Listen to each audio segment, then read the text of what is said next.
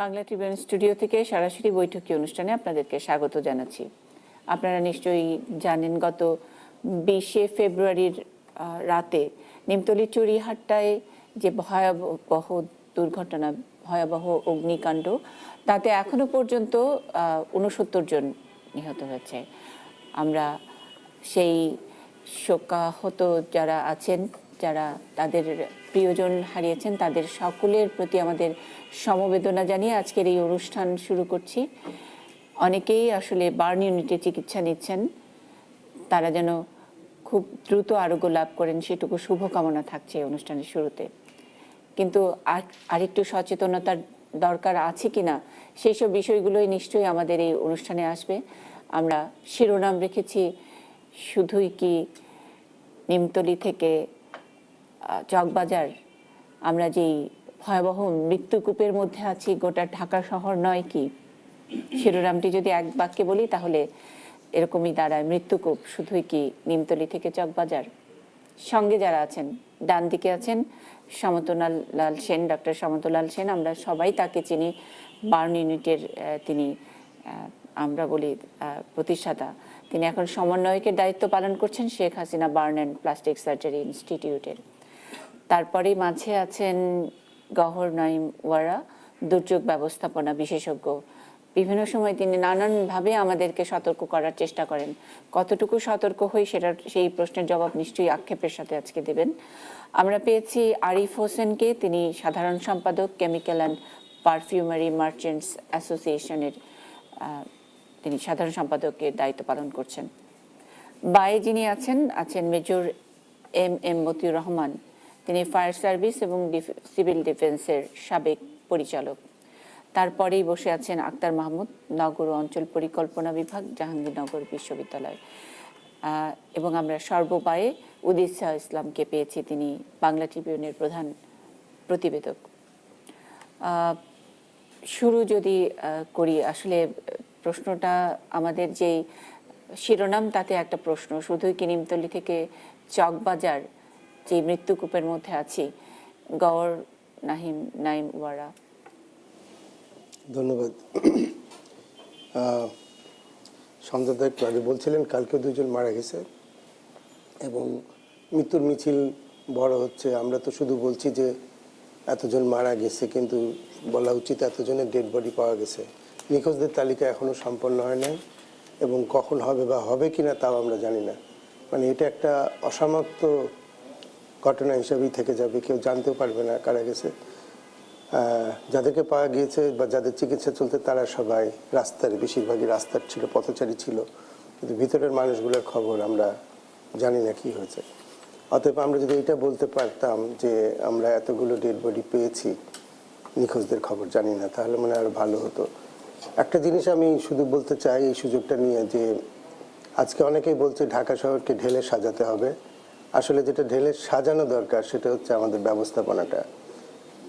আমরা অনেক টাকা খরচ করে এই আগুন নির্বাপনের বিভিন্ন যন্ত্রপাতি বিদেশ থেকে আনছি, কিন্তু হাইড্রেন্ট বসাতে পারিনি, যেটা অনেক কম পয়সায় হতে পারত। আমাদের ফায়ার ব্রিগেডের যে নামটা fire service and civil defence, fire সার্ভিসটাই আছে, সিভিল ডিফেন্স নাই। সিভিল ডিফেন্সে কোনো পয়সা নাই, কোনো কাজ নাই। গভর্নমেন্টের একটা বিরাট বড় প্রোগ্রাম আছে, এতগুলো আমরা ভলেন্টিয়ার তৈরি করব, কিন্তু এইটা সিভিল ডিফেন্সের সাথে হওয়া উচিত।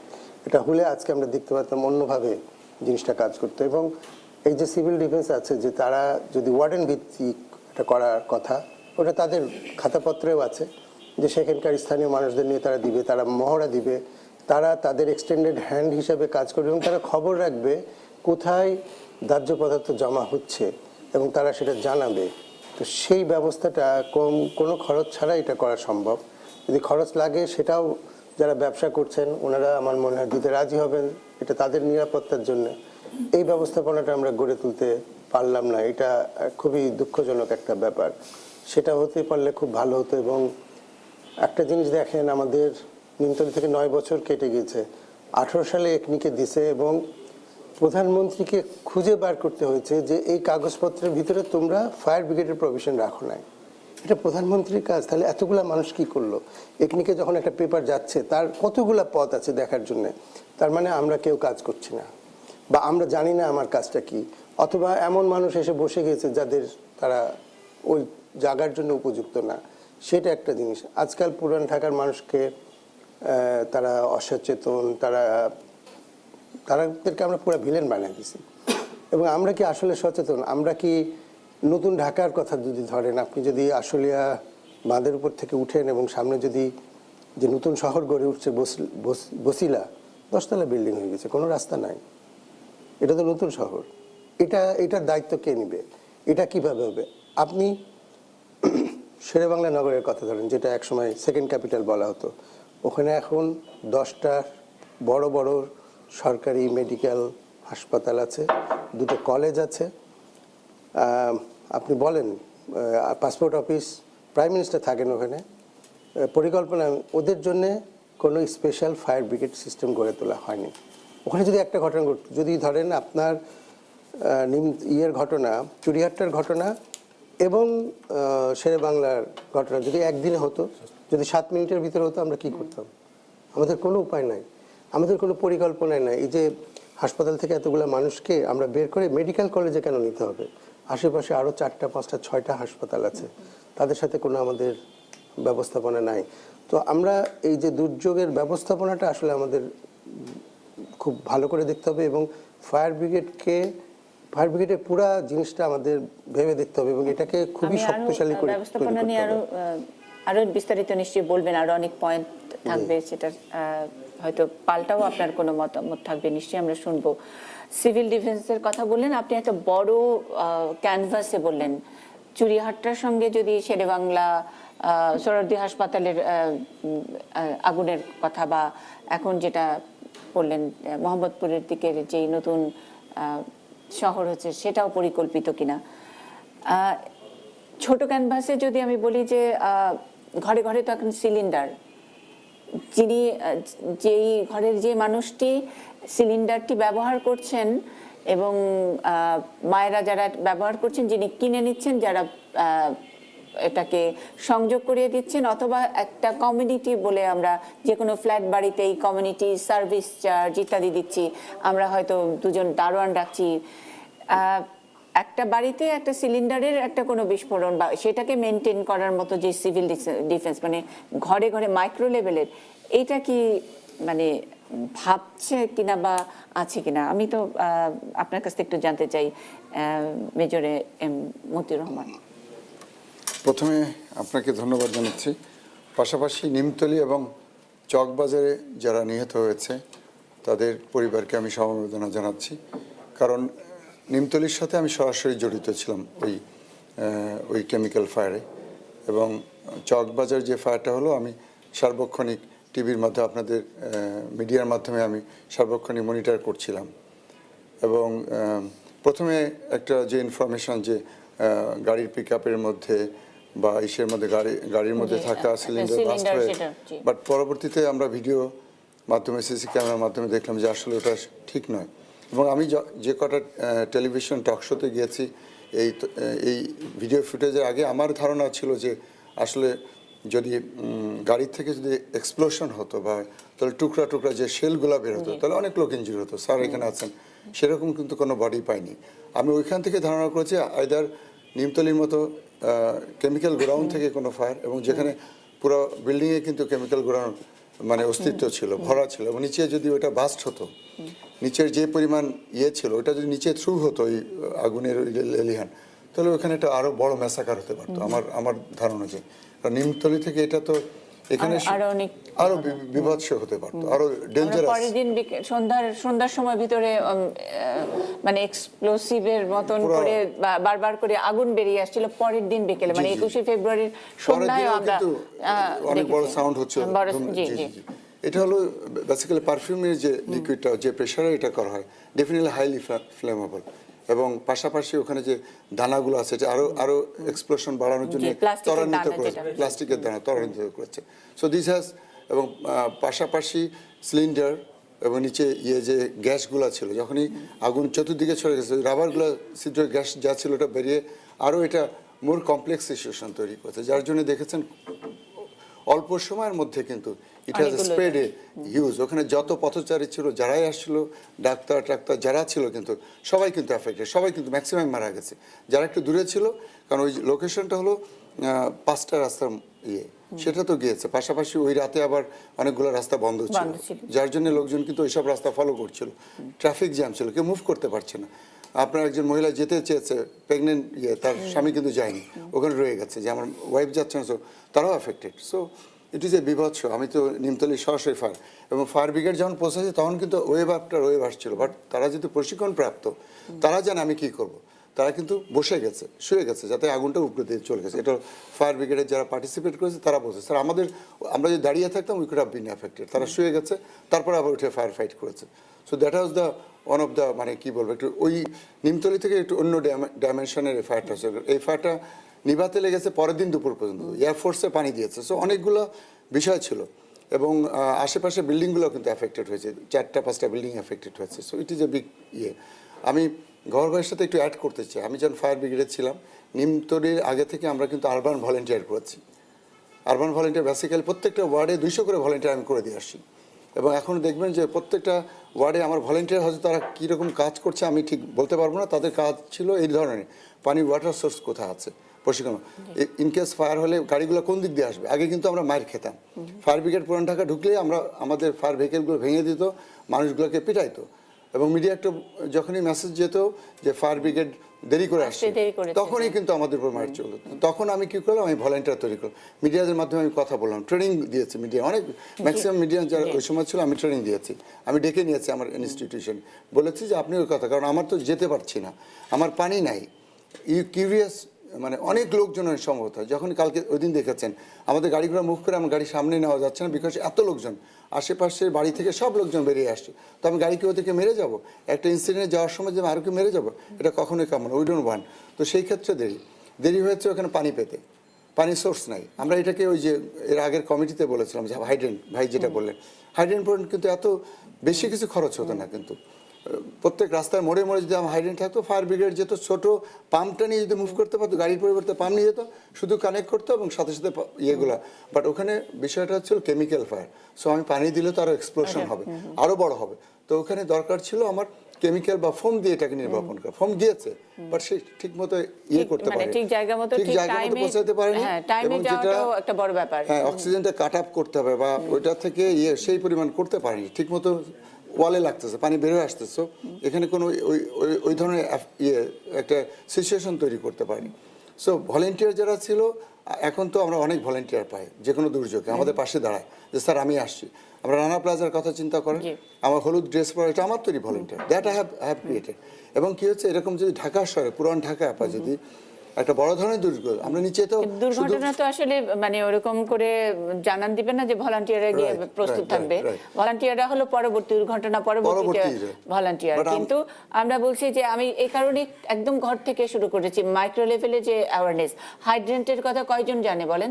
মানে আপনার এলাকায় বা আপনার একটা আপনার ফ্ল্যাটে, সেখানে হাইড্রেন্টের সোর্সটা কোথায় আছে, এই জায়গা থেকে কি আমরা সচেতন হয়েছি? অনেক বড় দামি বাড়ি টাড়ি আমরা করে অনেকে অস্থির থাকি, কিন্তু সিকিউরিটির জায়গা, আমরা পুরনো ঢাকার ওই জায়গাটিতে দেখলাম পুকুর, একেবারে বড় ওপেন, যে সোর্সটার জন্য ফায়ার ব্রিগেডকে অনেক অনেক সময় ব্যয় করতে হয়েছে, কত দূর পর্যন্ত তার লম্বা লাইন নিয়ে আসতে আমরা ওই যে ইয়ে থেকে আমাদের হেডকোয়ার্টার থেকে পানি নিয়েছি আমরা। ওখানে একটা ওয়াশার পয়েন্ট ছিল, ওয়াশার পয়েন্ট নাকি এখন শুনেছি নাকি মোর দেন 200, এটা কিন্তু ফায়ার ব্রিগেডের জানা ছিল। যদি জানতো, এয়ারমার্ক করে দিত এই জায়গা থেকে আমরা, তাহলে এটাকে হাইড্রেন্টের কাজ করতে পারি। সো সেইগুলো তো এয়ারমার্ক করাটা একটা জরুরি, যে ওয়াশার বলতে হবে। এখন বলছে যে এতগুলা পয়েন্ট ছিল ওয়াশার, জি জি, হ্যাঁ, কিন্তু সেটা তো আসলে পাবলিকেরও জানতে হবে। আপনি ভলান্টিয়ার তো ইনস্ট্যান্ট ভলান্টিয়ারও হয় ওখানে, যে পাবলিকও জানতে হবে যে এটা ওয়াশার একটা পানির সোর্স, এবং এখানে ফায়ার ব্রিগেড এসে তাদের কানেকশনটা দিতে পারে, তারাই দেখিয়ে দিবে। সেটা তো আমরা কেউ দেখিও না, আসলে দেখানোর মতো ব্যবস্থাও নাই। কোনো যদি এয়ারমার্ক আছে, এয়ারমার্কটার উপরে কত রকমের পোস্টার এবং নির্বাচনী প্রচারণা দেখা যাবে, নিশ্চয়ই সেটা আমরা অস্বীকার করব না। আমি একটু আপনার কাছে আবারও ফিরবো, অন্য আরেকটা পয়েন্ট নিয়ে একটু কথা বলি। এইটা তো গেল আসলে আগুনটা যখন হবে নিয়ন্ত্রণ করার আমাদের সক্ষমতা ইত্যাদি, এই ঘটনাটিতে কি হয়েছে। কিন্তু ঢাকা শহরের মতো একটা ঘন বসতিপূর্ণ একটা শহরে আমরা নিমতলির পরে কিভাবে এরকম একটি একেবারে গায়ে গায়ে লাগানো বিল্ডিং এ, যেখানে অনেকেই সেদিন বলছিল যে থুতু দেওয়ার মতো দূরত্ব নাই একটা বিল্ডিং এর গায়ে, সেখানে কেমিক্যাল, আবারও আমরা কেমিক্যাল অ্যালাউ করলাম। আপনারা তাহলে অ্যাসোসিয়েশনটা কি করেন? ধন্যবাদ। আমি শুরুতেই চুরিহাট্টায় ঘটনায় যারা নিহত হয়েছে তাদের সুস্বাস্থ্য, তাদের রুহের মাগফিরাত কামছি এবং যারা আহত তাদের সুস্বাস্থ্য কামনা করছি। আসলে যে বিষয়টা এখানে আসছে, ঘটনাটা যেহেতু এখনও এটা ইনভেস্টিগেশন পর্যায়ে আছে, আমি ওই বিষয়ে বলতে চাচ্ছি না। আমি যে বলতে চাচ্ছি যে ওই ওয়াহিদ মেনশনের দোতলায় যে প্রোডাক্টগুলো রাখা ছিল সেগুলো কিন্তু toiletries product, body body body lotion ছিল, এয়ার ফ্রেশনার ছিল, বডি স্প্রে ছিল, অন্য অন্য শ্যাম্পু ছিল। এই প্রোডাক্টটা কিন্তু টয়লেটারিস প্রোডাক্ট, এটা ফিনিশ প্রোডাক্ট, মানে এটা আপনাদের কেমিক্যাল, এটা কেমিক্যাল থেকে তৈরি হয়েছে, কিন্তু ওটা ওই পর্যায়ে নাই না, কিন্তু আপনাদের অ্যাসোসিয়েশনের কভার করে না এটা, না? এটা আমাদের অ্যাসোসিয়েশনে কভার করে না কি, এটা অ্যাসোসিয়েশনের কোনো ব্যাপার না। আমি বলতে চাচ্ছি যে প্রোডাক্টটা কিন্তু ফিনিশ প্রোডাক্ট এবং এটা হাউস হোল্ড মানুষ সবাই ইউজ করে, কিন্তু ওইটার ভিতরে কেমিক্যাল থেকে তৈরি, কিন্তু সমস্ত দোষটা কিন্তু কেমিক্যালের উপরে এসে পড়েছে। কিন্তু আমরা বলতে চাচ্ছি যে আমরা যে 2010 সালে নিমতলি ঘটনার পর এখানে কিন্তু আমাদের যেটা অতি ঝুঁকিপূর্ণ যে 29টা কেমিক্যাল, সেই কেমিক্যালগুলো কিন্তু সরকার কোনো বিশেষ করে বিস্ফোরক অধিদপ্তর আমাদেরকে লাইসেন্স দেয়, এবং এই লাইসেন্স আমাদের কিন্তু ঢাকা শহরে কোনো লাইসেন্স পুরানো শহরে দেওয়া হয়নি। এবং এই লাইসেন্সগুলো ঢাকার আশেপাশে যেসব খোলা জায়গা আছে ওদের একটা নকশা অনুযায়ী একটা গোডাউন করতে হয় এবং তারা ইন্সপেকশন করে তারপরে তারা লাইসেন্স দেন, জেলা প্রশাসকও জড়িত থাকে। মানে এটা কাগজে কলমে? না না, কাগজে কলমে হবে কেন?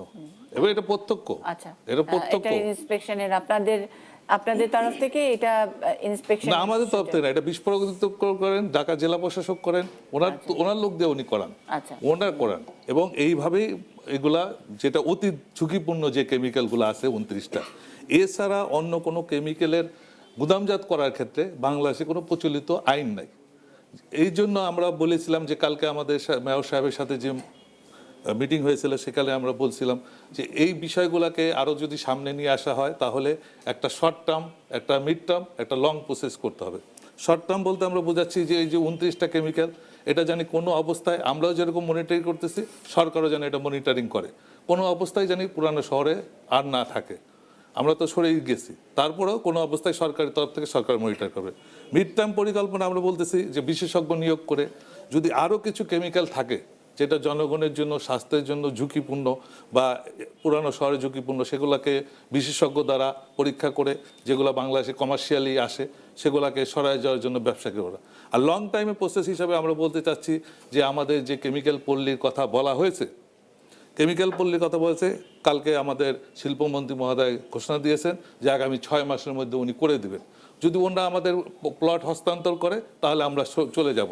কিন্তু এখানে আমি একটা বিষয় বলতে চাচ্ছি, নিমতলি ঘটনায় বলা হচ্ছে কেমিক্যাল থেকে আগুন, আমরাও মেনে নিয়েছি কেমিক্যাল থেকে আগুন, কিন্তু কোন কেমিক্যালটা, কেমিক্যালের তো অনেক নাম আছে, একটা স্পেসিফিক কেমিক্যালের নাম কিন্তু আজ পর্যন্ত আমাদের আসলে স্পেসিফিক কেমিক্যাল কোনটা সেই নামটা সেটা বিশেষজ্ঞরা যারা তদন্ত করছে তারা বলতে পারে, ডিবেট করার মতন সুযোগ কিনা। আর অনেকগুলো লাশের উপরে একটা কেমিক্যাল পল্লীর দাবি 6 মাসের মধ্যে করে দিবে, তারপর আপনারা চলে যাবেন। কালকেই বা একটু পরে বা আরো 2 ঘন্টা পরে আরেকটা কেমিক্যালের এরকম কোনো লুকিয়ে থাকা গোডাউনের মধ্যে আগুন লাগবে না, আরো 100 জন, আরো 70 জন মারা যাবে না, সেটার নিশ্চয়তা আছে কিনা? এই 6 মাসের মধ্যে আপনারা অ্যাক্সিডেন্ট প্রুফ কিনা, আপনাদের অ্যাসোসিয়েশন থেকে এমন কোনো বৈঠক হয়েছে কিনা? অনেকগুলো প্রশ্ন থাকলো। আমরা একটা ছোট্ট বিরতিতে যাই, বিরতির পরে আবারও ফিরছি বৈঠকীয় অনুষ্ঠানে। নিশ্চয়ই আমাদের সঙ্গে থাকবেন।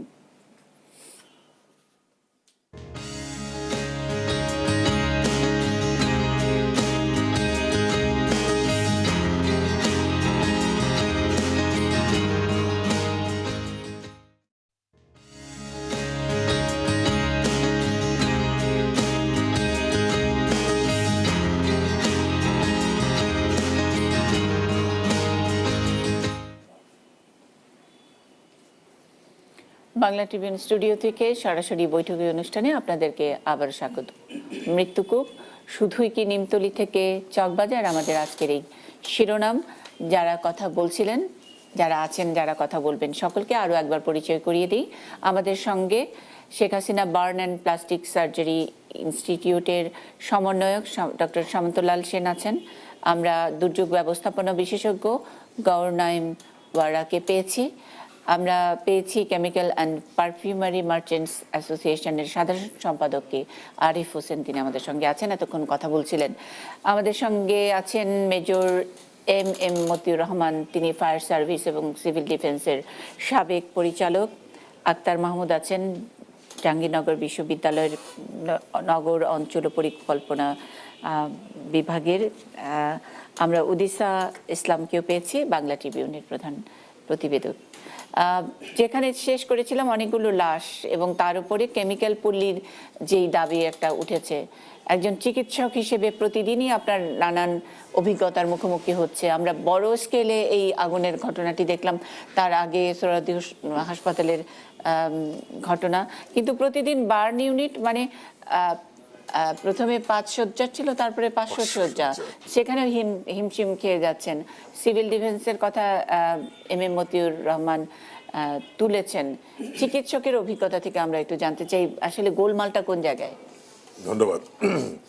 আপনি যেটা বললেন যে 5 থেকে 500 শয্যা, আমি মনে করি যে আমরা এরকম আরও 500 শয্যার আরও 2-3টে হাসপাতালও তৈরি করি, কিন্তু কোনোদিনই আমাদের এটা সামলাতে পারবো না যদি আমরা সচেতন না হই। যে বাংলাদেশে প্রতি বছর 6 লক্ষ মানুষ পড়ে যাচ্ছে এবং বিভিন্ন কারণে, এবং এর ম্যাক্সিমামই হচ্ছে আমরা একটু অ্যাওয়ারনেসের অভাব। আমরা কোনটা কিভাবে করতে হবে সে সচেতন করি না, মনিটর করি না। আপনারা এই নিমতলী দেখলেন, তারপরে এই যে চকবাজার দেখলেন, এছাড়াও ঢাকা মেডিকেলের বার্ন ইউনিটে প্রতি মাসে যে কত রুগী আসছে দুর্ঘটনা নিয়ে, তার কোনো হিসাব আপনারা জানেন না। এগুলো হচ্ছে বাসায় যে মৃত্যুকূপটা তৈরি হয়ে আছে, একটা বাসায় দেখেন, আমি একটা উদাহরণ দিই, রান্নাঘরে আগে ভেন্টিলেশন থাকতো, এখন সেটাও নাই। রান্নাঘরে চোরের উপদ্রবে জানলা বন্ধ করে আসে, কিন্তু চোরের উপদ্রব বন্ধ করতে যে নিজের ঘরের মধ্যে একটা অন্যরকম মৃত্যুকূপ তৈরি হয়ে গেল। যদি কোনো কারণে গ্যাস লিক হয় আর সকালে যখন কাজের মেয়ে কিংবা কেউ ওটা জ্বালাতে যায়, তখন কিন্তু ভয়ঙ্কর। এবং এটা কিন্তু প্রায়ই আমাদের কাছে আসে। এই যে দুর্ঘটনা আপনি দেখতেন উত্তরাতে কয়েকটা ফ্যামিলিতে একদম শেষ হয়ে গেছে দুর্ঘটনা, মানে এই গ্যাস লিকেজে। আপনারা বিশ্বাস করেন এই যে মানে অনেক বস্তির থেকে অনেক সময় এই গ্যাস দুর্ঘটনায় আসে, এটা মানে কেউ জানে না, কেউ মনিটরও করে না যে গ্যাস লাইনগুলো থাকে, এগুলো কি কেউ কোনো মনিটর করা, লিক হচ্ছে এটা কি বৈধ না অবৈধ, এগুলো দেখার দায়িত্ব কার? তাদেরকে তো দেখতে হবে, তা নাহলে হয়তো এই নিরীহ মানুষগুলো মরবে। এবং এটা যদি এখনই প্রতিকার কিংবা এতক্ষণই কোনো কিছু না করা হয়, তাহলে কিন্তু এই মৃত্যুর মিছিল আরো বাড়বে। এটা আমার একটা দৈনন্দিনের অভিজ্ঞতা থেকে আমি বলছি। এই এখন দেখেন আমাদের অনেক সময় আমাদের গোলমেলে লাগে যে আমরা বৈধ অবৈধ বাঁচবো আগে, নাকি আমরা আসলে নিজেদের নিরাপত্তার জিনিসটা বুঝছি, যেটা সিভিল ডিফেন্সের কথা এই প্রসঙ্গটি এসছে, সেটা দেখব, কোনটা আগে দেখবো, মানে প্রায়োরিটিটা কি? বৈধ দেখতে গেলে তো আপনার সেখানে সিভিল ডিফেন্স প্রসঙ্গটা আবার ঢাকা পড়ে যায়। না, মানে আমি যেটা বলতে চাচ্ছি, বৈধ মানে আমি একটা বাসায় থাকি, সেখানে আমার একজন বাড়িওয়ালা আছে, আমি নিজে থাকি, এটা তো আমাদের সবারই দায়িত্ব বৈধ না অবৈধ এটা দেখানোর জন্য আমাদের সবারই মানে এবং মানে এটা ঝুঁকি মুক্ত বা ঝুঁকিপূর্ণ, সেটা বলতে চাচ্ছি। এটা দেখার দায়িত্ব তো আমাদের সবার, যে ইলেকট্রিক্যাল লাইনটা ঠিক মতো আছে কিনা, ইলেকট্রিক কানেকশনটা কিছু, মানে এগুলো তো প্রায়ই দেখা যায়, বয়লার বিস্ফোরণ, জুতার ফ্যাক্টরিতে আগুন। আমার কাছে মনে হয় এগুনা যে যারা এগুনা করেন, I am sorry to say, যে তারা হয়তো বেশি লাভের জন্য এই কতগুলো মানুষকে মৃত্যুর মুখে ঠেলে দিচ্ছেন। তারা কোনো সময় দেখেনও না, ভালো করে মানে মনিটর করেন না। ইভেন কি তিতাস কর্তৃপক্ষ, বৈদ্যুতিক ডিপার্টমেন্ট, আমরা তাদের সাথে কথা বলছি। আপনি ঢাকা শহরে ঘুরলে দেখবেন অনেক জায়গায় অনেক রকম তার পেঁচানো থাকে, এগুলো না কেউ কোনো সময় মনিটর করে কিনা জানি না। ইভেন বিদ্যুতের লোকজন যখন কাজ করে, তখন তার হাতে গ্লাভস ছাড়া কাজ করতে যায়, এবং এটা যে কত ফ্যাটাল, হয়তো জীবন বেঁচে যায়, কিন্তু একটা মানুষের হাত চলে যায়, পা চলে যায়, মানে সারা জীবন তার পড়ে থাকতে হয়। মানে এইখানে হলো সচেতনতার অভাব। আমি একটু আক্তার মাহমুদের কাছ থেকে শুনতে চাই, নগর অঞ্চল সেখানকার সচেতনতা, সেখান প্ল্যানিং এর সচেতনতা কি?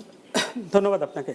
আপনি যেই টাইটেলটি আজকে করেছেন মৃত্যুকূপ, শুধুই কি নিমতলী থেকে চকবাজার? আমি বলবো না, সমগ্র ঢাকা শহর আমাদের অবস্থা অলমোস্ট একই ধরনের।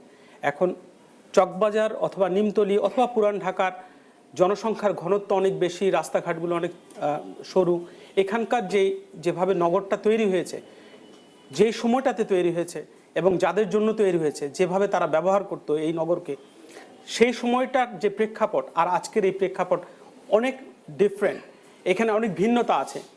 কিন্তু অনেকেই হয়তো সংস্কৃতির কথা বলবেন, ঐতিহ্যের কথা বলবেন, এখানে ব্যবসা এবং বসতি একই সাথে চলে এসছে। কিন্তু আমি এই জায়গাটাই শক্তভাবে প্রতিবাদ করি, এই কথাটাই, এই জায়গাটাই, সেটি হচ্ছে যে এখানে তো প্লাস্টিক ইন্ডাস্ট্রি, কেমিক্যাল ইন্ডাস্ট্রি, বিস্ফোরক, বিপজ্জনক বস্তু, এগুলো তো সংস্কৃতির অংশ ছিল না। এগুলো তো নতুন বিষয় আসছে। এখানে অন্য ব্যবসা ছিল। এখন আমি ফিরে আসি যে এই অঞ্চলটাতে, মানে বিশেষ করে পুরাতন ঢাকার এই অঞ্চলটাতে কম বেশি 25,000 ব্যবসায়িক এরকম প্রতিষ্ঠান আছে। তার মধ্যে কয়টির অনুমোদন আছে, অনুমোদনের বিভিন্ন রকমের ধরন আছে, সেটা নিয়ে একটু পরে আমরা আলাপ করতে পারি। একটু আগেই কথা হচ্ছিল যে সচেতনতার কথা এবং একটা ঘটনা ঘটলে তার পরবর্তীতে কি কি ব্যবস্থার কথা। কিন্তু আমরা আমাদের সামগ্রিকতার জন্য আলোচনার সেই জায়গাটায় আমি বলবো যে প্রাতিষ্ঠানিক যে তদারকির বিষয়টা কিন্তু এসছে অল্প স্বল্প, কিন্তু আমি প্রাতিষ্ঠানিক তদারকিটার উপরে বিশেষ করে জোর দিতে চাই। অন্ততপক্ষে 6টি ডিপার্টমেন্ট আছে সরকারি, যাদের তদারকি করলে আজকে এরকম ঘটনা নাও ঘটতে পারত, অথবা যদি ঘটেও থাকে তার যে ব্যাপ্তি সেটা এত ভয়াবহ হতো না। আমি একটি করে 6টি বিভাগের নাম বলি।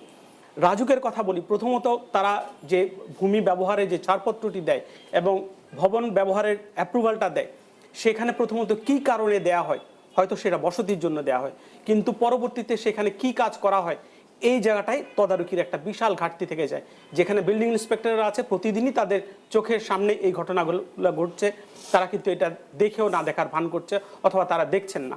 এবার আসি আমি সিটি কর্পোরেশনের কাছে। সিটি কর্পোরেশনের এখানে একটা দায়িত্ব আছে, ভীষণভাবে তারা ফেল করেছে। সেটি হচ্ছে সিটি কর্পোরেশনই একমাত্র প্রতিষ্ঠান যাদের লোকাল গভর্নমেন্টের পিপল রিপ্রেজেন্টেটিভ আছে, ওয়ার্ড কমিশনার আছে, কাউন্সিলর আছেন, রাজনৈতিক নেতৃবৃন্দ আছেন, যারা প্রতিনিয়ত ওই এলাকায় থাকেন। তাদের চোখের সামনে এই ঘটনাগুলো ঘটছে এবং অনিয়ম ঘটছে। এই যে 25,000-এর জায়গায় মাত্র 2500 প্রতিষ্ঠানের লাইসেন্স আছে, বাকিরা যে অবৈধ, এই কথা কি সবাই জানে না? প্রত্যেকেই জানে। এখানে বাসাবাড়ির যারা মালিক আছেন, ব্যবসায়ীরা আছেন, তাদের মধ্যে এক ধরনের মিথস্ক্রিয়তা কাজ করে, সেটা হচ্ছে অধিক মুনাফার। সেই মুনাফার কথা কি আমরা কেউ জানি না? প্রত্যেকেই জানি। কিন্তু তারপর আমরা দেখেও না দেখার ভান করি, তাদেরকে নির্বিঘ্নে এই ব্যবসা করার সুযোগ করে দিই। এরপর আসছি বিস্ফোরক পরিদপ্তরের কথা। এই পরিদপ্তরটির একটি দায়িত্ব আছে, কি ধরনের পারমিশন, কোন ধরনের ব্যবসা করার সুপারিশ করবে বা অনুমোদন দিবে। এর বাইরে এতগুলো প্রতিষ্ঠান কাজ করছে। এরপর আসি যে পরিবেশ অধিদপ্তরের কথা। অনেক কম লোকে এই দপ্তরটার কথা বলে, অথচ এটার কথা প্রথমেই বলা উচিত। তারা শুধুমাত্র কিছু কিছু প্রতিষ্ঠানের পরিবেশের ছাড়পত্র দেয়।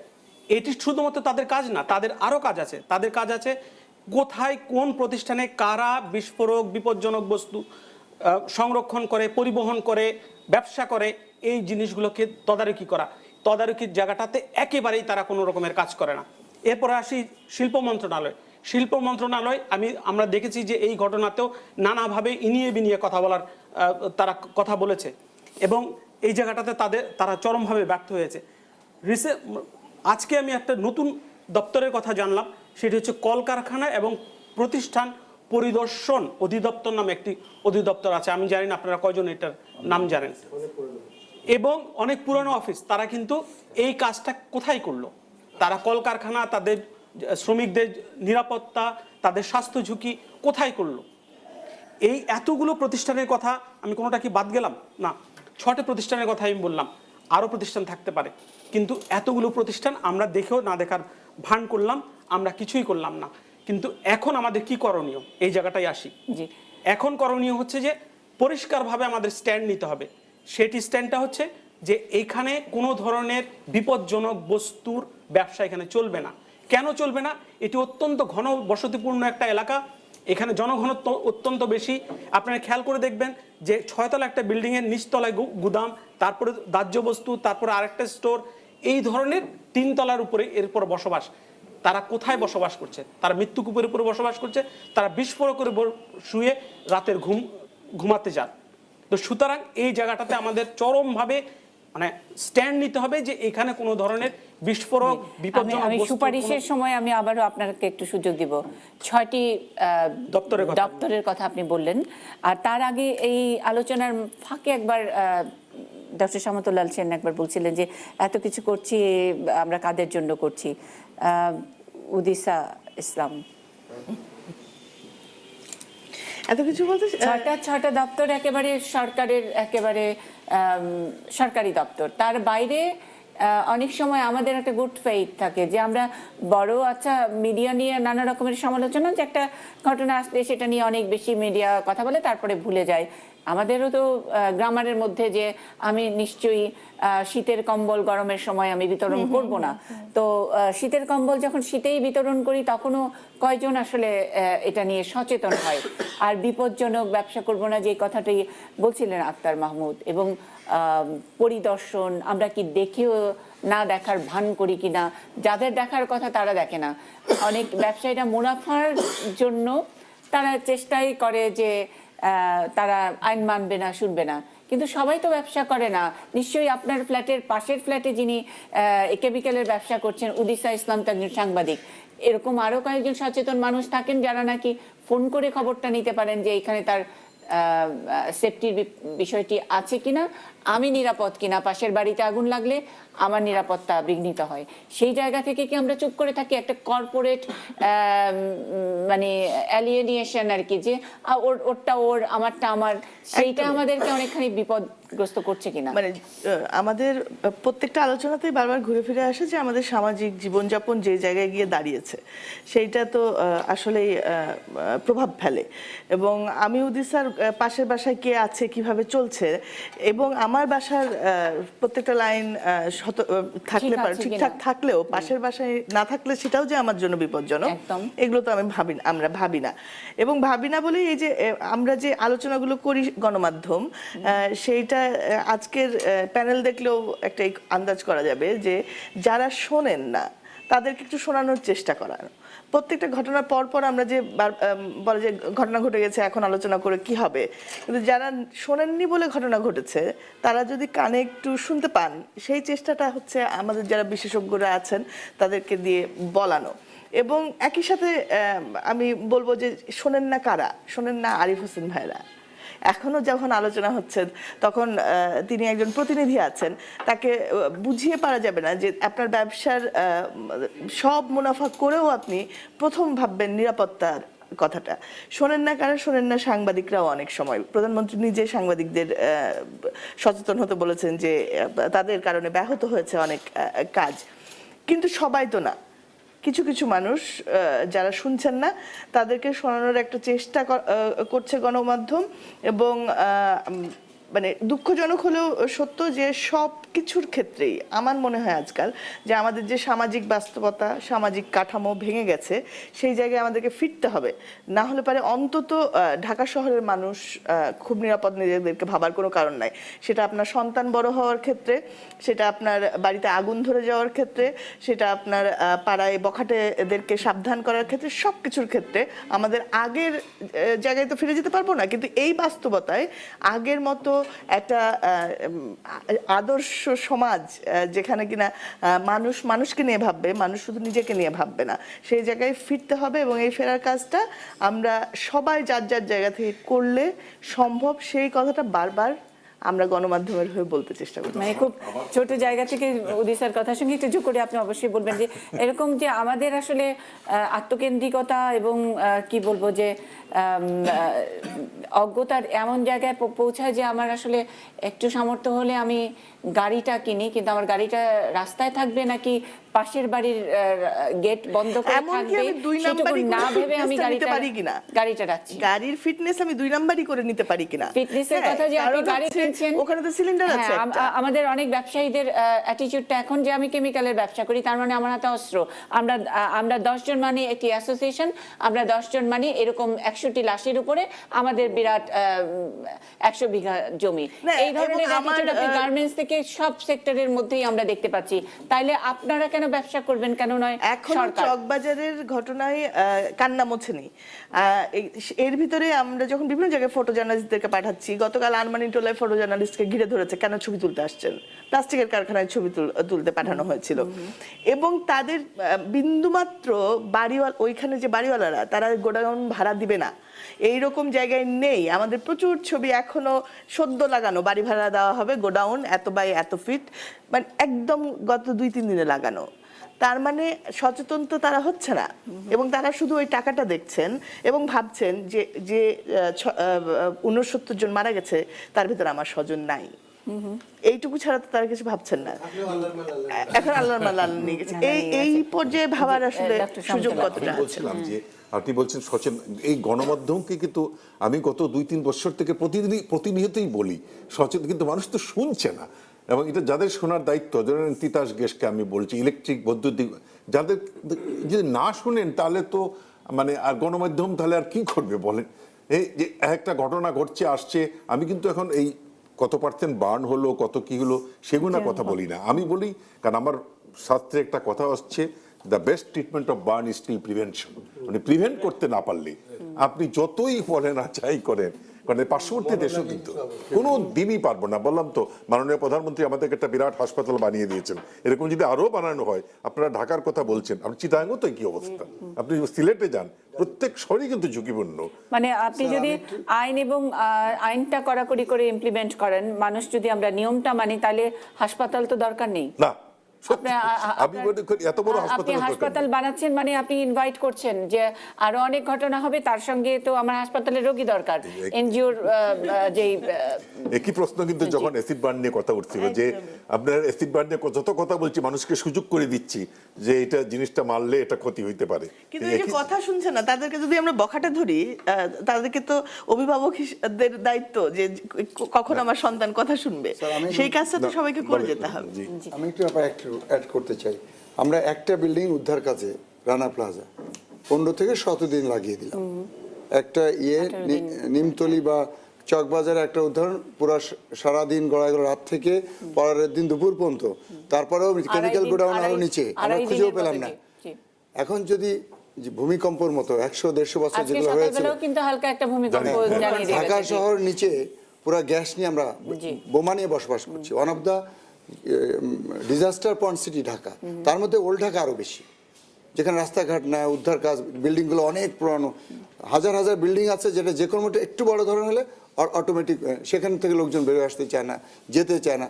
সো উই আর মানে living in a big disaster point সিটির মধ্যে ঢাকা অন্যতম। তার মধ্যে এই যে ছোটোখাটো তো এই আমরা গাড়ির ভিতরে গ্যাস সিলিন্ডার, বাসা বাড়ির গ্যাস সিলিন্ডার বিভিন্ন জায়গায় আছে, বাট আমরা এটা কিভাবে প্রতিরোধ বা কিভাবে এটা থেকে উত্তরাইতে পারি বা কিভাবে নিজেরা সব তো গভর্নমেন্ট করে দেবে না। আমি আমার বাড়িতে যদি আমি ভাড়া না দিই, আমার কেমিক্যাল গোডাউন যদি আমি ভাড়া নিই, তাহলে না আমি সেফ থাকবো। আমরা দেখতেছি নিমতলি থেকে আমার শিক্ষা হয় না, আমার গোডাউনগুলো যে আমরা পুরান ঢাকার লোক সবাই বলি যে না আমরা গোডাউনে হয়তো আমার টাকা কম আসবে, বাট আমার লোকগুলো তো মারা যাবে না। আমি তো তখনই না ওরা বাধ্য হবে ওটা সরাতে, তারা তো যাবে যে কাছাকাছি রাখি, বাট এখন তো আর কোনো ওয়ে নেই। সো আমার একটা বিশ্বাস, আমার ওল্ড ঢাকার যারা আমার এই মিডিয়ার মাধ্যমে শুনছে তাদের কাছে আমি হাত জোর করে চাচ্ছি যে আমরা প্লিজ কোনো গোডাউন এই কেমিক্যাল রিলেটেড ভাড়া দিবেন না। আপনি আগে জানেন কাকে ভাড়া দিচ্ছেন, আপনি নিজে মৃত্যুর মধ্যে ঝুঁকির মধ্যে বসে আছেন, মৃত্যু কখন আসবে ইউ নেভার নো। ওখানে শুধু এখান থেকে হচ্ছে, অন্য অনেকগুলো কারণ আছে, ইলেকট্রিসিটিতে আগুন লাগতে পারে, দিয়াশালাইতে আগুন লাগতে পারে, যে কোনো হঠাৎ করে এক্সপ্লোশন হবে, পুরো whole Dhaka will be in problem. জি, এটা যখন নাকি বড় ধরনের ভূমিকম্প বা একটু ভূমিকম্প হয়, আমরা আলোচনা করি, স্থপতি, নগর প্ল্যানার যারা, তারা কিন্তু বারবারই আমাদেরকে সতর্ক করেন।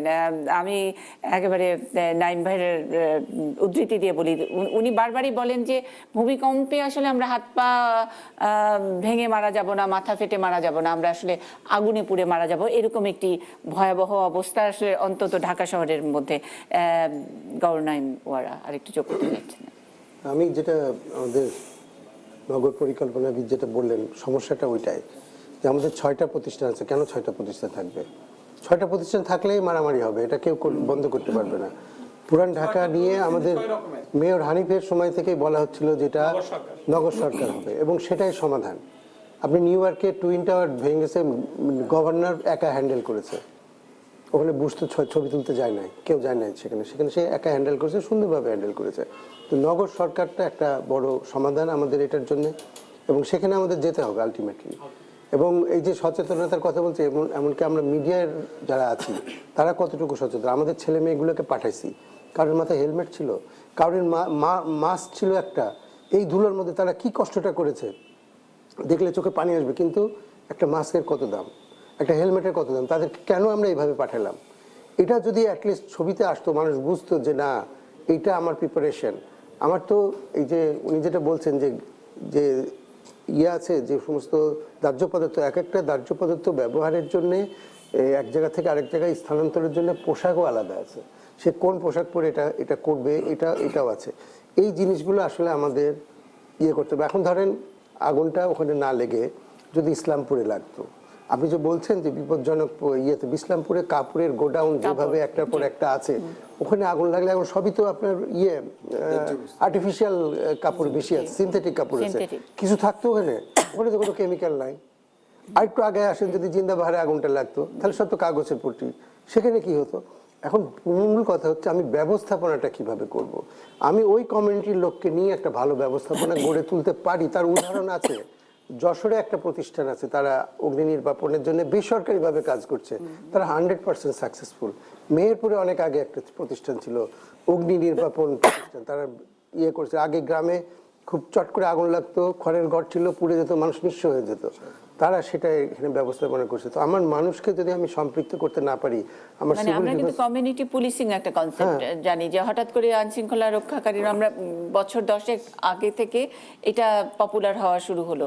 কমিউনিটি পুলিশিং এর ওই কনসেপ্টে কিন্তু এই সেফটির জায়গাটাও এই যে সিভিল ডিফেন্সে যারা থাকবে তারা শুধু ওই সময় ভলান্টিয়ার হিসেবে কাজ করবে না, তারা ওই হাইড্রেন্টগুলো কাজ করছে কিনা, কোন জায়গায় আছে, ওর উপর কেউ পোস্টার লাগাইলো কিনা, এই পুরো জিনিসটা তারা দেখবে। এবং তারা স্বেচ্ছাসেবী হতে পারে, তাদেরকে পয়সা দিয়েও রাখা যেতে পারে, এবং পয়সা দিবে ওখানে যারা ব্যবসা করছে তারা। আমার আগুনের ব্যবস্থাপনাটা আমাদেরকে ভালো করে আয়ত্তের মধ্যে আনতে হবে, নাহলে এক জায়গা থেকে শিফট করে আরেক জায়গায় নিয়ে যাবো। কেরানীগঞ্জ যেমন মাইকিং হচ্ছে যে কাউকে তোমরা গোদাম ভাড়া দিবা না, ওখানে তো মানুষ থাকে, তাদের কি নিরাপত্তা আছে? আমরা একটা জায়গা ঠিক করলাম, সেই জায়গাটার ইআইএ করেছে কিনা, এনভায়রনমেন্টাল ইম্প্যাক্ট অ্যাসেসমেন্ট করেছে কিনা, না করার কারণে আমাদের ট্যানারি সরেছি, আমার বুড়িগঙ্গার মুখটা বন্ধ হয়ে গেছে, আমার ধলেশ্বরী এখন পলিউটেড হয়ে গেছে, কর্ণতলী নদী বলে আর এখন কিছু নাই। আমি কি করলাম? আমি তো সরাইছি, কিন্তু এই সরানোটাও আমাদেরকে খুব হিসাব করে সরাতে হবে, সরাতেই হবে, এবং ব্যবস্থাপনাটার মধ্যে আমাকে যেতে হবে। আমার ফায়ার ব্রিগেডের ব্যবস্থা থাকবে, এবং প্রত্যেক বাড়িতে যারা এখানে রাখছে, যে কাগজের গোডাউন করেছে, তারও উচিত আগুন নিভানোর একটা ব্যবস্থাপনা তার মধ্যে থাকা। মায়ানমারে প্রত্যেকটা লোকের বাড়িতে, প্রত্যেকটা দোকানে 20টি গ্রাহ্য জায়গায় এগুলো থাকে, এবং একটা যেখানে 200 বাড়িঘর আছে, 200 বালতি পানি, 200 বালতি বালি ওখানে আছে, সবাই জানে কোথায় আছে। তো এটা তো করতে কোনো পয়সা লাগবে না, আমরা না করে করছি কি বড় বড় ফায়ার ব্রিগেডের ইকুইপমেন্ট কিনছি, প্রত্যেক উপজেলায় বিল্ডিং হবে। কিন্তু এই জায়গাটা আমাদের দেখা উচিত যে মানুষকে সম্পৃক্ত করে আমরা একটা কি ব্যবস্থাপনা করে তুলতে পারি, এবং যত দ্রুত আমরা এটা করবো তত। অ্যাসোসিয়েশনের পক্ষ থেকে প্রস্তাবগুলো কি আছে? আমি একটা বিষয় বলতে চাই, ডক্টর সাবিলতুল্লাহ যে বললেন 6 লাখ লোক বার্ন হচ্ছে প্রতি বছর, তো এর মধ্যে কত লোক আসছে শুধু কেমিক্যাল দ্বারা বার্ন হচ্ছে, এটাও পরিসংখ্যান নিশ্চয় ওনাদের কাছে আছে। মানে এখন কি আপনাদের সব বার্নের দায় নিতে হচ্ছে এরকম আপনার, মানে এই জায়গা থেকে আপনি ডিবেট করছেন, নাকি আপনি একজন মানুষ হিসেবে মনে করছেন যে ওখানে যে ঘটনাটি ঘটেছে সেটা অনাকাঙ্ক্ষিত, এবং কেমিক্যালের যে মানে অ্যাবিউজ হচ্ছে, আমি বলছি যে যত্রতত্র কেমিক্যালের কারখানা হচ্ছে, সেটাও মানুষ হিসেবে আপনি একজন ব্যবসায়ী হিসেবে মনে করেন ওটা যুক্তিসঙ্গত নয়? না না, আমরা সেই অনাকাঙ্ক্ষিত ঘটনার কথাই বলছি, আমরা অন্য কিছু বলছি না। আমরাও সেখানে স্থানীয় বাসিন্দা, আমরা সেখানেই থাকি, আমরা ওইখানেই ব্যবসা করি। আমরা যেটা বলতে চাচ্ছি যে আমাদের যে ঝুঁকিপূর্ণ যে কেমিক্যালগুলো আছে সেগুলা কিন্তু আমরা সরিয়ে নিয়েছি, এবং সেটা সরানোর ফলে কি হয়েছে যে বিশেষজ্ঞরা এখন বলতেছে এটা ঝুঁকি ট্রান্সফার হয়ে গেছে। মানে এখন পুরানো টাকা থেকে এটা কেরানীগঞ্জ হোক, গাজীপুর হোক, নারায়ণগঞ্জ হোক, বিভিন্ন জায়গায় ট্রান্সফার হয়ে গেছে। সেই জন্য আমরা সরকারের কাছে কিন্তু এই প্লটের কথা বলতেছি, জায়গার কথা বলতেছি, আমরা ওই দৃষ্টিকোণ থেকে বলতেছি, আমরা অন্য কোনো দৃষ্টি না। আর এখানে যে আমার একটা ছোট্ট প্রশ্ন, ঝুঁকি আপনি যেখানেই যাবেন সেখানেই ট্রান্সফার করবেন, আপনি আমার বাড়ির পাশে এসে আপনার ফ্যাক্টরি করতে দিলে আমি আপনার ঝুঁকির দায় আমি নিব না। আপনি যে এই ঝুঁকিপূর্ণ ব্যবসা করছেন, আপনি ঝুঁকির জন্য আপনার ট্রেনিংটা কি, আপনার প্রিকশনটা কি? আপনি নিশ্চয়ই এখন একটা এরকম একটি বাংলা ট্রিবিউনের এডিটর হয়ে বসতে পারবেন না। আপনি যে কেমিক্যালের ব্যবসা করছেন সেখানে অন্য ব্যবসার চেয়ে, গার্মেন্টস ব্যবসার চেয়ে, একটি পানের দোকানের চেয়ে আপনার কেমিক্যাল ব্যবসার মধ্যে কি কি আলাদা প্রিকশন নিতে হয় সেটা আপনি নিয়েছেন কিনা, সেই ব্যাপারে কি আপনাদের কোনো ট্রেনিং আছে, নাকি আপনি ইম্পোর্ট করতে জানেন, কেমিক্যালে অনেক বেশি লাভ, সে কারণে আপনি ইম্পোর্টার হয়ে গেলেন, ব্যবসায়ী হয়ে গেলেন? আমি সেটা বলছি, আমরা চাচ্ছি যে একটা কমপ্লেক্সের মধ্যে ঝুঁকিটা থাক, ঝুঁকিটা একটা কমপ্লেক্সের মধ্যে থাক, এর বাইরে যেন ঝুঁকিটা না থাকে। আমার প্রশ্নটা হলো কেমিক্যাল ব্যবসাটা তো ঝুঁকিপূর্ণ ব্যবসা, সেই ব্যবসায় ঝুঁকি মিট আপ করার জন্য কিছু প্রিকশনও থাকে, এটা গুড প্র্যাকটিস। না, আমি বলতেছি সারা দুনিয়ার মানুষ আমাদের প্রত্যেকটা যে দোকান আছে বা স্টোর আছে, শোরুম আছে, সেখানে কিন্তু আমাদের নিজের উদ্যোগে আমরা কিন্তু ফায়ার এক্সটিংগুইশার, বালতি, প্রাথমিকভাবে অগ্নি নিরাপত্তার জন্য যেসব কাজ করা দরকার এগুলো কিন্তু আমাদের মানে আপনার কেমিক্যাল ব্যবসায়ের জন্য, কেমিক্যাল গোডাউনের জন্য যা, আমার বাড়ির জন্য তা একই।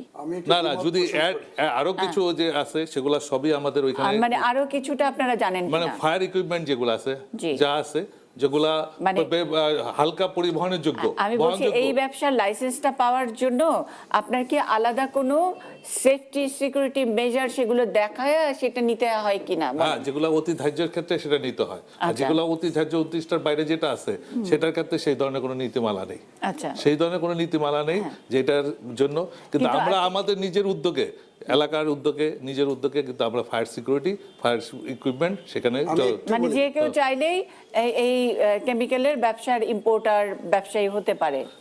যে কেউ চাইলে আমাদের অ্যাসোসিয়েশনের সদস্য হতে হবে এরকম কোনো আইন নেই। না, আমি অ্যাসোসিয়েশন বলি না, আমি একজন ব্যবসায়ী, আমি বলছি আমি কালকে থেকে আমি কেমিক্যাল ইম্পোর্ট করব, আমি আপনি ইচ্ছা করলে করতে পারবেন যদি আপনি সরকার থেকে আইআরসি নেন, অন্যান্য কাগজপত্র যেটা ইম্পোর্টের পলিসি। সুতরাং আমার বাড়িটা প্রোটেক্টেড, আমার এখান থেকে আগুন আরেক জায়গায় যাবে কিনা, আমার এখান থেকে 10টা মানুষ অসুবিধা পড়বে কিনা, সেগুলো আমার না দেখলেও চলবে।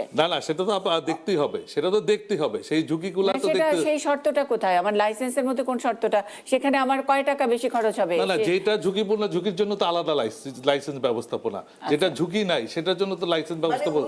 বাইরে আর লাইসেন্সের দরকার হয় না। 29টার বাইরে লাইসেন্সের দরকার না, যে কোনো প্রতিষ্ঠানের জন্য লাইসেন্স প্রয়োজন হয় না। লাইসেন্স মানে ইম্পোর্ট লাইসেন্স আছে, কিন্তু আমি বলছি একটা চায়ের দোকানের লাইসেন্স আর আপনি কেমিক্যালের ব্যবসার লাইসেন্স একই রকম না। ট্রেড লাইসেন্স আছে, ট্রেড লাইসেন্স আছে, ইম্পোর্ট লাইসেন্স আছে। আমি বলতেছি স্টোরিং লাইসেন্স, স্টোরিং লাইসেন্সের কথা বলছি, আমি অন্যটার কথা বলছি না। লাইসেন্স বলতে আমি স্টোরিং লাইসেন্স, যে 29টা আইটেমের জন্য স্টোরিং লাইসেন্স দেওয়া হয়, আমি সেটা বলছি। বাকিগুলোর ক্ষেত্রে নাই, বাকিগুলোর ক্ষেত্রে কোনো নীতিমালা নেই। আমার কথা হলো যে চকবাজার যে নিচের গোডাউনটা দেখলাম, ওখানে কোনো ফায়ার এক্সটিংগুইশার ছিল নাই, ওখানে কোনো স্টোরিং প্রিন্সিপাল ছিল নাই, সব এক জায়গায় গোডাউনের মধ্যে। আমরা তো যারা বহন করে আনতেছে, আমাদের যদি মেধা না থাকে, যে আমি যদি না জানি যে সেপারেশন, সেগ্রিগেশন, আইসোলেশন, এক একটা কেমিক্যালে এক এক রকম চরিত্র, সেই চরিত্রগুলো যে আমি না জানি তাহলে আমি ভুল করবো, এবং প্রতি পদে পদে ভুলটা হচ্ছে। ব্যবসায়ী হিসেবে তো আপনার জানতে হবে, অবশ্যই জানতে হবে। আমি যে কথাটা বলতে চাচ্ছি যে চকবাজারে যে গোডাউনটা আপনারা আন্ডারগ্রাউন্ডে পেয়েছেন, আপনারা দেখেন ওই গোডাউনে, ওই বিল্ডিং এ যে হিট জেনারেট করছিল ওই সময় যখন আগুনটা খুব ছিল, যে হিট জেনারেট করছিল, সেই হিট জেনারেটে ওইখানে কোনো টাচ পড়ে নাই, কারণ ওইখানে ফ্লেমেবল কোনো কেমিক্যাল ছিল না। ফ্লেমেবল কোনো কেমিক্যাল না থাকাতে ওখানে ছিল রং, ছিল পিগমেন্ট, ছিল রেড অক্সাইড, ছিল ব্ল্যাক অক্সাইড, ছিল টিটানিয়াম ডাইঅক্সাইড। জ্বলে না, আপনি বলছেন না, রং জ্বলে না, কিন্তু হাইলি ফ্লেমেবল না।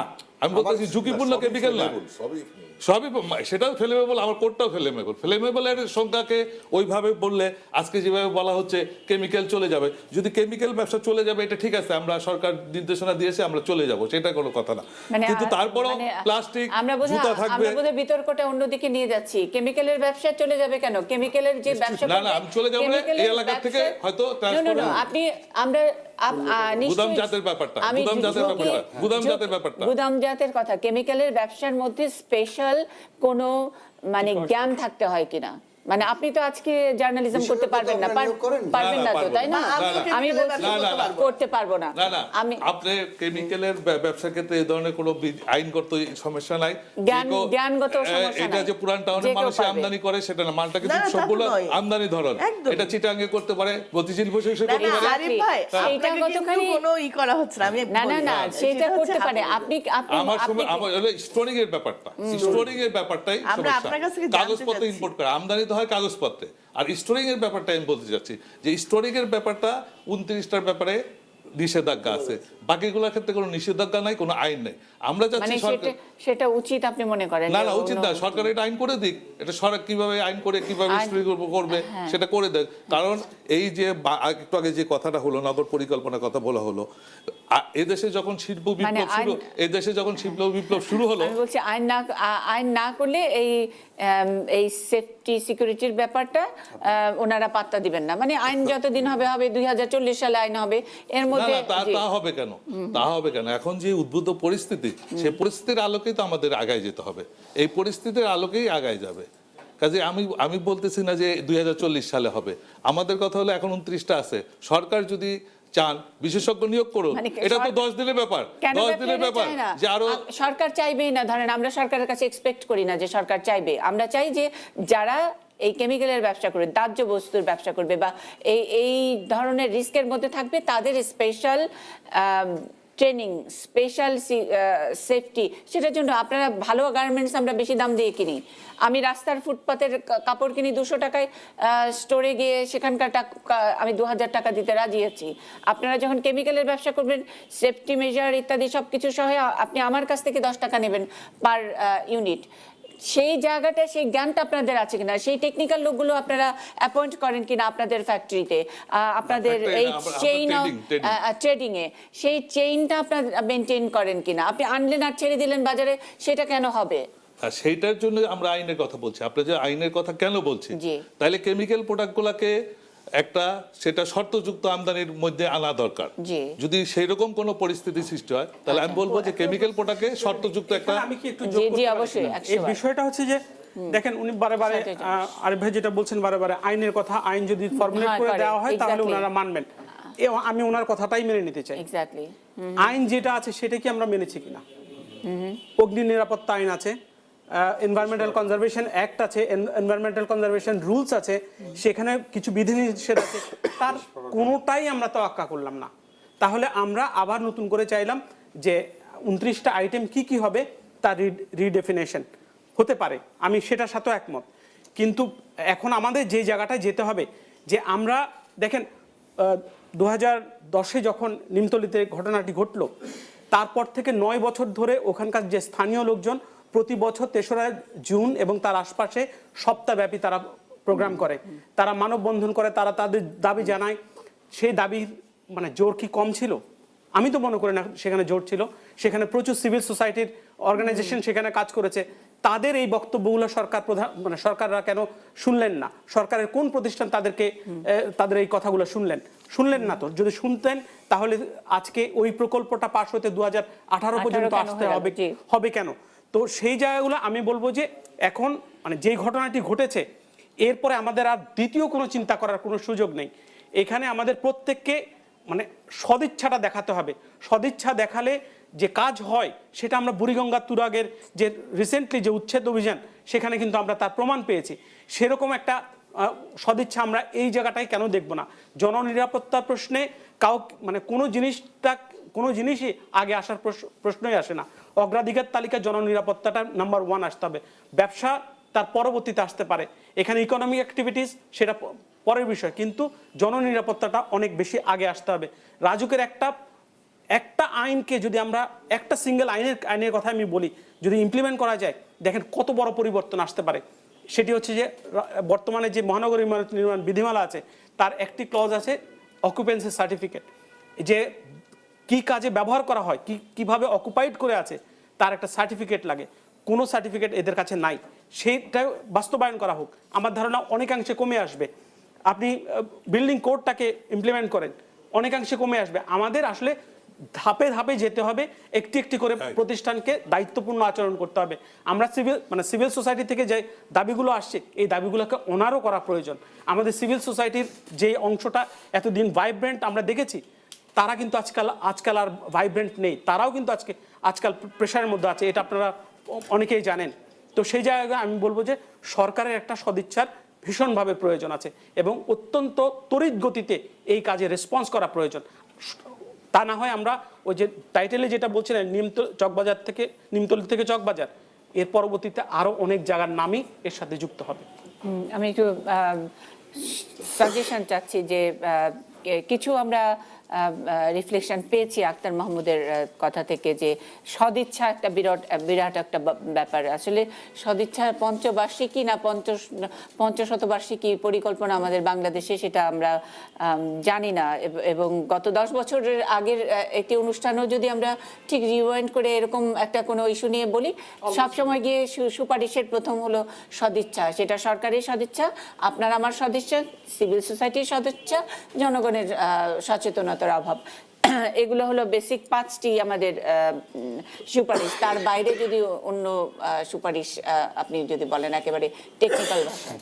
প্রথমে বাসাবাড়ি থেকে যদি আমি আমার সচেতনতা করি, আমার বাসাবাড়িতে যদি আমি বসবাস করি, সেই বাসার গ্যাস লাইন যেটা আছে বা যেখানে গ্যাসের বার্নার হয়, সেটাকে আমি প্রতিনিয়ত চেক করছি কিনা। স্যার একটু আগে বললেন পিরিয়ডিক্যালি ইলেকট্রিক ইয়েগুলো চেক করছি না কিনা, এটা হলো প্রতিরোধের বা প্রিভেনশনের কাজ। এটা আমি চেক করা।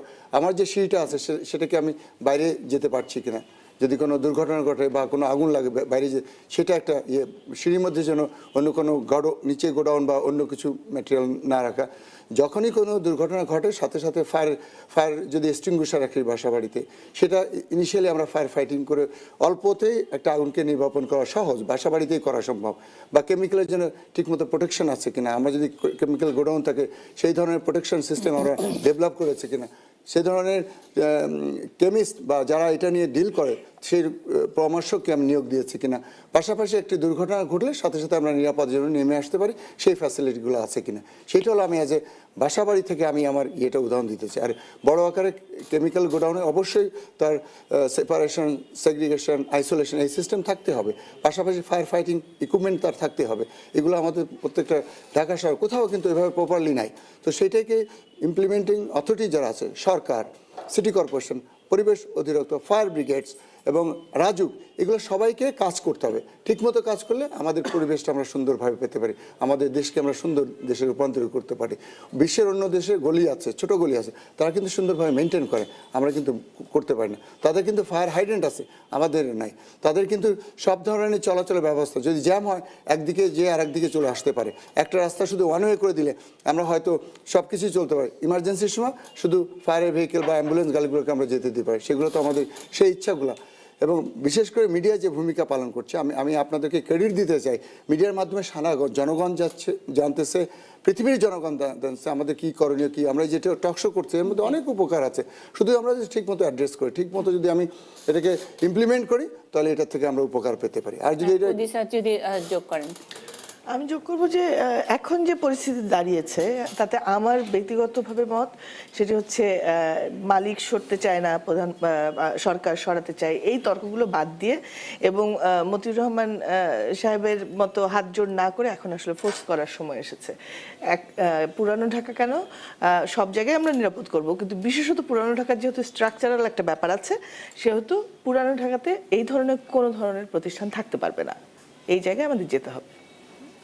ডক্টর সামন্তলাল সেন, আপনার বক্তব্য, পরামর্শ বা কোনো যদি সচেতনতার জন্য যদি কিছু থাকে, সেই আপনার কথাটুকু দিয়ে আমাদের আজকের অনুষ্ঠান শেষ করতে চাই।